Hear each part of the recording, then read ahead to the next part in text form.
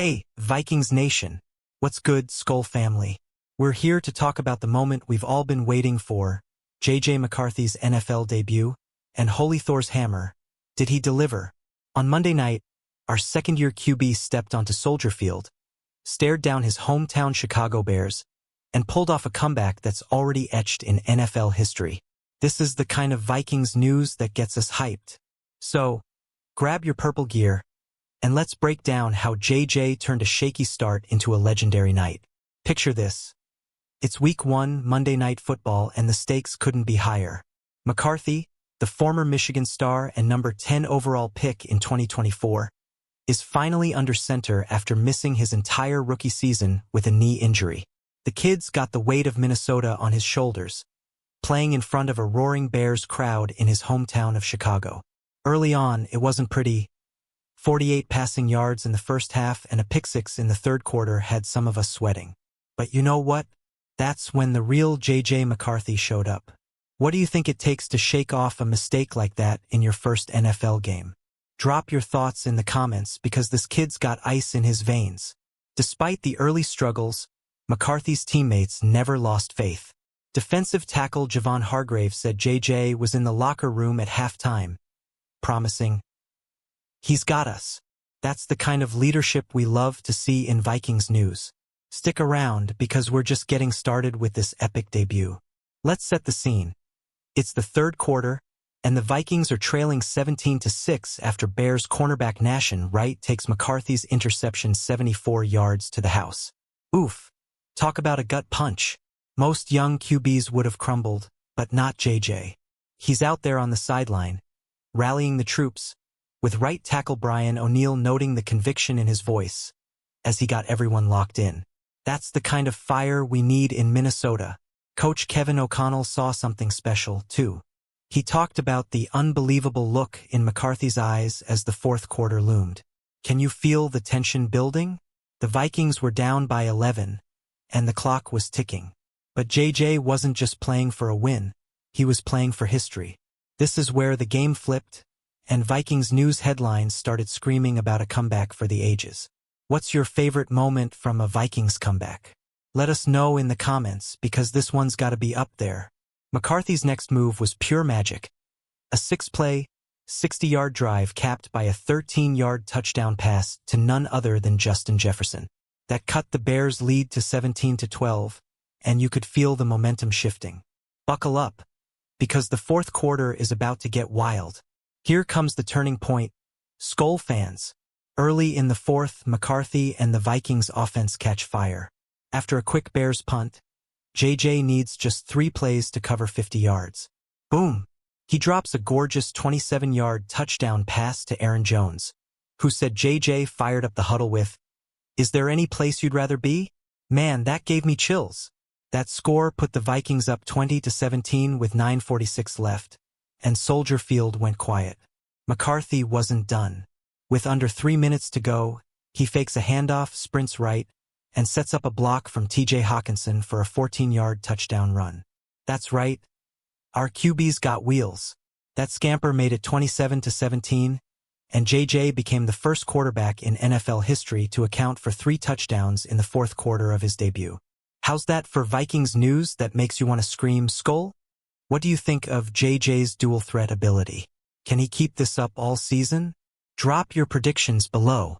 Oh, and fun fact, McCarthy's 149.5 passer rating in the fourth quarter was pure perfection. This kid's got the clutch gene, and we're just getting a taste of what's to come. Let's talk numbers because this debut was one for the record books. McCarthy finished 13 of 20 for 143 yards, 2 passing touchdowns, 1 rushing touchdown, and that 1 pesky interception. Not gaudy stats, but the context is everything. He joined Steve Young as the only QB in the last 45 years to overcome a double-digit deficit in the fourth quarter of their debut and win. That's elite company, Vikings fans. Even crazier, JJ became the first QB since at least 1950 to pull off a 10-plus point comeback on the road in his first NFL start. That's the kind of stat that makes you sit up straight. ESPN and Sporting News couldn't stop raving about how JJ made history, and neither can we. This is the Vikings news we live for, moments that define a franchise. How does it feel to know we've got a QB making history in his first game?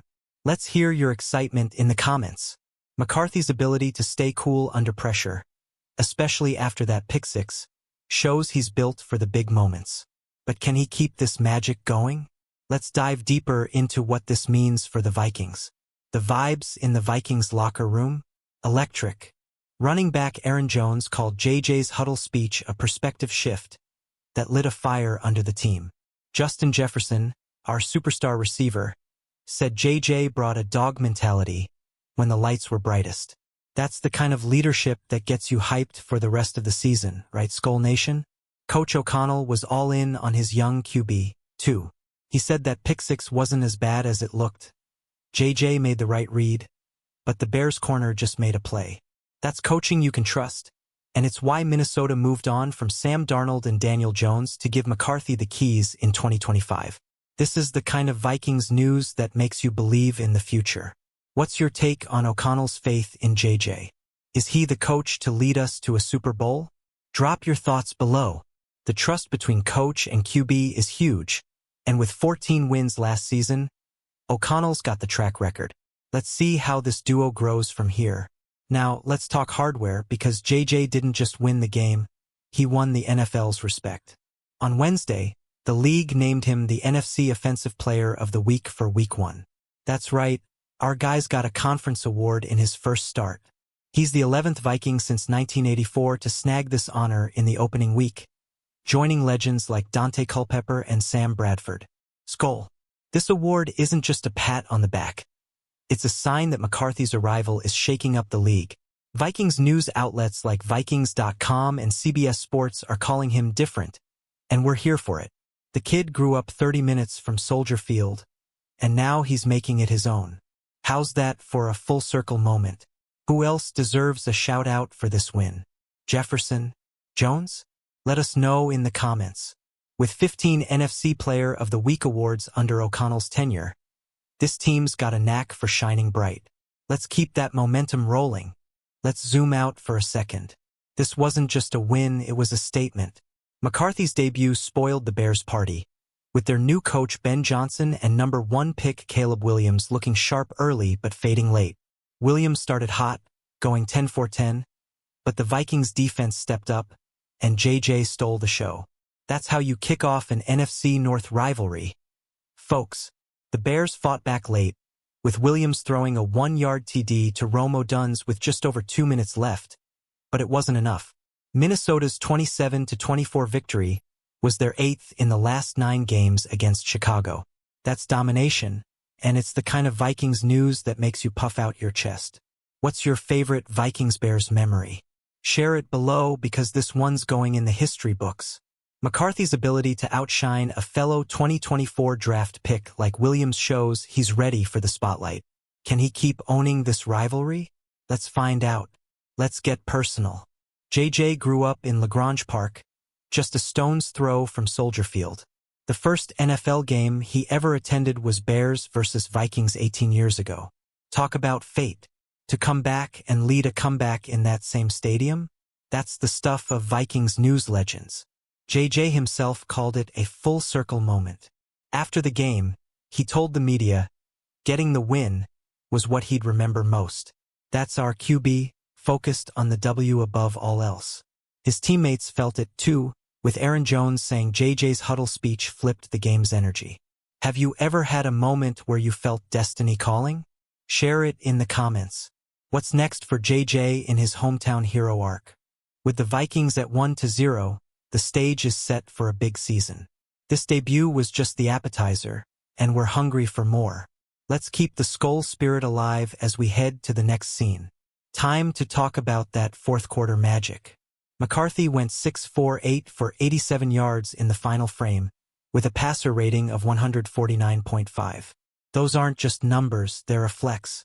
He connected with Jefferson for 13 yards to start the comeback, then hit Jones for 27 yards to take the lead. That rushing TD? A 14-yard scamper that showed he's not just a passer but a playmaker. NFL Plus noted that JJ is the first QB since Cam Newton to have 2+ passing TDs and 1+ rushing TD in his debut. That's rare air, Vikings fans. Sporting News and CBS Sports called it a complete 180, and we're here for every second of it.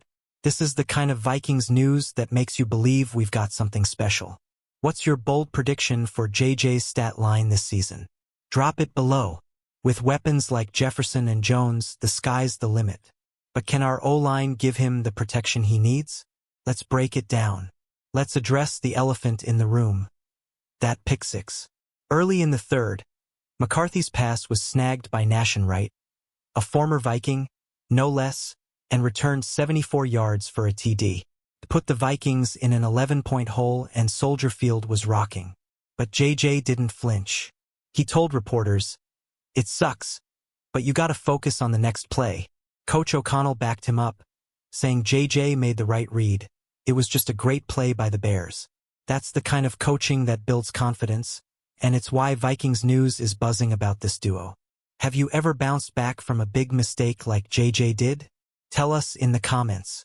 The resilience JJ showed is what separates good QBs from great ones. With the Vikings defense stepping up to shut down Caleb Williams in the second half, JJ had the stage to shine. And shine he did. Let's keep going. Let's give some love to the supporting cast. Justin Jefferson hauled in a 13-yard TD and finished with 44 yards receiving. Aaron Jones matched that with his 27-yard touchdown catch. These guys are McCarthy's weapons, and they showed why the Vikings offense is a problem for defenses. TJ Hawkinson's block on JJ's rushing TD? Chef's kiss.